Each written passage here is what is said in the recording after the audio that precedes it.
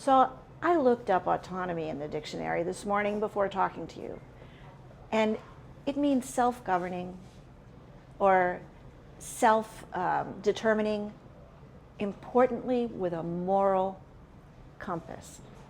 And I think that given how architecture has changed because of the social, climate, economic pressures on it, which have always been there, but we seem to be back in a sort of social responsibility age, I think it's important that we think about autonomy as having some sort of moral compass, and that architecture has to have a moral compass.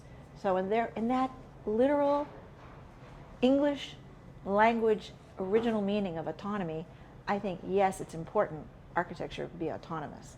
It's a different reading perhaps than you're inspecting, but it's a reading I would like to interject today. Well, I think it's too bad that we continue to split them.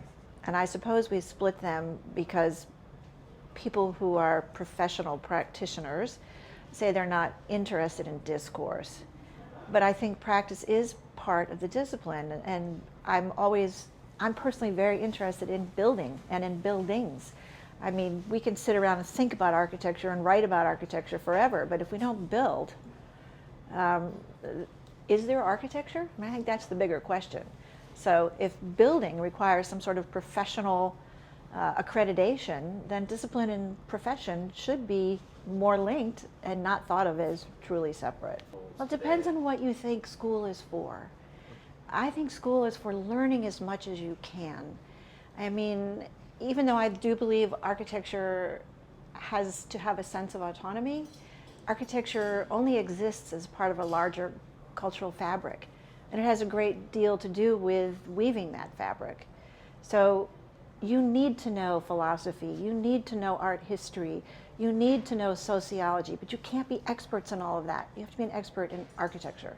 So the Academy's responsibility is extremely broad. At the same time, depending on how the internship and people who really want to go out and learn to build buildings and do buildings, they can do that through programs with firms. So I'm not quite sure that other than structures, the Academy has to really teach you how to be a practicing architect. But there probably are people who need classes in business. I mean, architecture is also a business. So the Academy's responsibility is extremely broad, but to enrich oneself with everything possible in the history of art and architecture, I think, is key at the outset. Well, if you want to talk about the role of the Academy and how it affects how we think about architecture, how architects think about architecture, how the public thinks about architecture, it means the school has to be open to the community, has to invite the community in for reviews perhaps, for lectures, for conferences, to invite people who are making the city work or not work to come in and to have that kind of exchange. It has to be open to exchange. It has to be open to exchange with other institutions too, whether it be UCLA or the LA Forum or whatever. I mean, it's about exchange, I would say, is the most important way to affect discourse. A long time ago,